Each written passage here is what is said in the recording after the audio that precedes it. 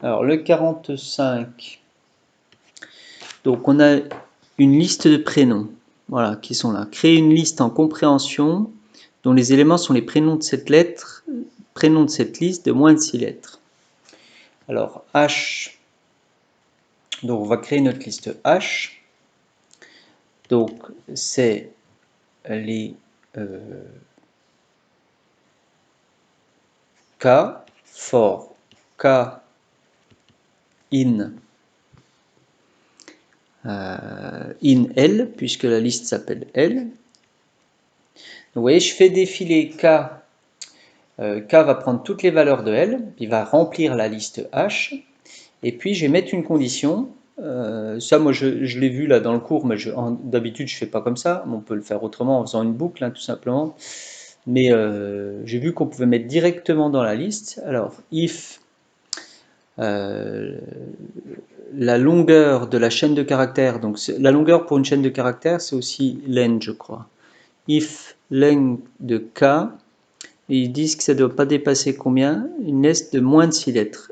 Donc ça doit être inférieur strictement à 6. Voilà, donc ça doit fonctionner. Alors, je ne suis pas sûr, mais testez-le. Sinon, bah, on peut l'écrire autrement, hein. On peut faire une boucle for i in range la longueur de L. Donc je vais faire, là ça va défiler sur les indices de la liste L, de points. Alors, et puis je vais remplir ma liste, ma nouvelle liste. Donc ma liste H, je pars d'une liste vide, vous voyez. Et là je vais mettre un if. If L de I, donc c'est L de I, c'est le prénom. Donc si la longueur de L de I est inférieure à 6, ben, qu'est-ce que je fais? Eh bien, j'ajoute l'élément dans ma nouvelle liste. Donc je fais h.append de L de I. Et comme ça, je remplis ma nouvelle liste seulement avec les éléments qui sont plus petits que 6. Vous voyez, en lisant le cours que je vous ai donné, je pense qu'on peut le mettre directement comme ça dans les crochets. Voilà, donc soit comme ça, soit directement comme ça. Ça, il faudrait essayer pour voir. Ensuite, le 46. Écrire, donc on a dans une liste les mois, dans une autre liste les longueurs des jours, écrire le programme d'une fonction Python qui retourne la liste suivante. Donc def, je sais pas, moi je vais l'appeler f, c'est pas très original, mais def l, donc qui prend en liste, qui va prendre deux listes, donc L1 et L2. Alors, nous sachant qu'on mettra qui retourne une fonction suivante. D'accord. Donc dans notre fonction, on mettra les listes M et J. Mais là, pour l'instant, je mets des lettres génériques comme ça, L1 et L2. Et puis, alors, if, pardon, ça n'a pas besoin de vérifier. De toute façon, on est sûr qu'on met des listes qui ont le même nombre d'éléments. Donc écrire le programme d'une fonction Python qui renvoie cette liste-là. Donc on va écrire à chaque fois je crée une nouvelle liste et je vais faire l.append. Alors bien sûr, il faut tourner for i in range 12. Deux points. L.append. Donc j'ajoute le premier élément de L1. Donc L1 de i.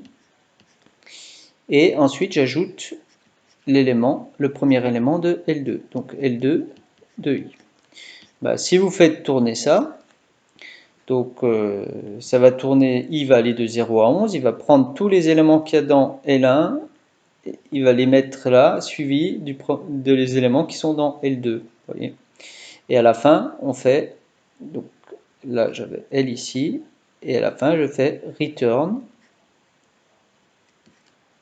L. Donc je renvoie une nouvelle liste constituée en fait des éléments des deux listes L1 et L2. Donc pour essayer, si vous voulez essayer dans la console Python, vous créez cette fonction-là. Une fois que vous avez créé cette fonction-là, vous faites print. Alors le problème c'est qu'il faudrait écrire les listes qui sont là et ça c'est un petit peu longuet. Mais si on avait créé, vous pouvez essayer de les écrire, la liste M et la liste J, print de quoi? Alors je l'écris ici mais j'ai plus trop de place. Print de entre parenthèses. Attends, je vais retirer ça. Hop. Print de entre parenthèses F de M L. Voilà. Et donc là, il devrait vous écrire la liste constituée ici de ces éléments-là. Bien, le 47. Alors, le 47, donc programmer une fonction somme qui à partir de listes LL' vérifie qu'elles ont la même longueur. Donc j'ai commencé ici. Donc on définit une fonction, def somme, elle prend deux listes, deux points, et on commence à définir notre fonction. Alors, si elles ont la même longueur, donc voilà, deux points, qu'est-ce qu'on fait? Eh bien, il faut parcourir tous les éléments de la liste. Donc, il y a la même longueur, donc je vais parcourir les indices. Alors, je vais mettre for i in range. Donc, par exemple, len de L. Alors, je pourrais mettre len de L', c'est la même chose. Qu'est-ce qu'on fait? Eh bien, je vais créer une nouvelle liste constituée de la somme des deux. Donc, donc pour créer ma nouvelle liste, je vais mettre m.append. Le problème, c'est que m ici n'est pas créé. Alors, qu'est-ce qu'on fait sur les indices? On fait L de i. Donc ça, c'est l'élément d'indice i plus L' de i. Comme ça va tourner sur tous les éléments. Alors, bien sûr, ici, il faut créer une liste vide, la liste m. Voilà, et on fait ça s'ils ont la même longueur. Donc là, ça va tourner sur tous les éléments des deux listes et ça va à chaque fois faire la somme des indices à l'indice i, quoi. Bien, donc une fois qu'on a fait ça, faut retourner la nouvelle liste. Donc ici, on met à ce niveau-là, hein, vous mettez return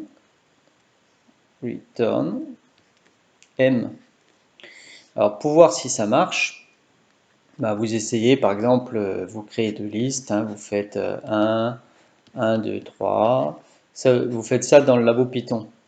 Vous créez une autre liste 5, 6, 8, et puis vous faites print et vous lancez votre fonction somme avec vos deux listes L, L'. Voilà, comme ça vous allez voir si ça fait bien la somme. Ensuite, le 47, on passe à la suite. Donc ensuite c'est 58 et 60. Alors, une balle tombe d'une hauteur de 3 mètres, elle rebondit à chaque fois à 3/4 la hauteur précédente. Donc à chaque fois c'est fois 0,75. Hein. La balle est mobile dès que le rebond est inférieur à 1 mm. Donc tant que le rebond est supérieur à 1 mm, on va continuer. C'est le sens de cette instruction-là, vous voyez. Tant que le rebond est supérieur à 1 mm. Elle est lâchée à 3 mètres, c'est 3000 mm. Recopier et compléter le programme de la fonction reb_compte, rebond, qui renvoie à la liste des hauteurs des rebonds jusqu'à ce que celle-ci soit considérée comme immobile. Eh bien, à chaque fois, h, c'est h fois 0,75, donc ça diminue. Et à chaque fois, on va ajouter L.append. On va ajouter cette nouvelle hauteur. Et qu'est-ce qu'on doit retourner? Qu'elle renvoie la liste des hauteurs, donc ça c'est dans L, ainsi que le nombre de rebonds. Eh bien, il suffit d'ajouter la longueur de L. Voilà, donc là, la longueur de la liste L, ça correspond au nombre de rebonds qu'il y a. Voilà. Et pour le 60, on veut calculer la moyenne pondérée. Alors, on a une liste L et on a des effectifs. Voilà, on a des valeurs dans la liste L et on a des effectifs correspondants. Ça peut être intéressant pour les probas. Alors, for i in range, on va parcourir la longueur de la liste, donc length de L. S égale, on va faire la somme. Donc, à chaque fois, on va ajouter la nouvelle valeur multipliée par son effectif. Donc, ça va être S plus L de I. Donc, je prends la nouvelle valeur multipliée par E de I, multipliée par son effectif. Et puis, N, eh bien, ça va être N plus, ça c'est pour garder l'effectif total, vous voyez. Chaque fois, j'ajoute le nouvel effectif. Et à la fin, dans N, il y aura l'effectif total. Dans S, il y aura bien la somme de tous les termes, mais coefficientés. Et on retourne la moyenne pondérée. Voilà.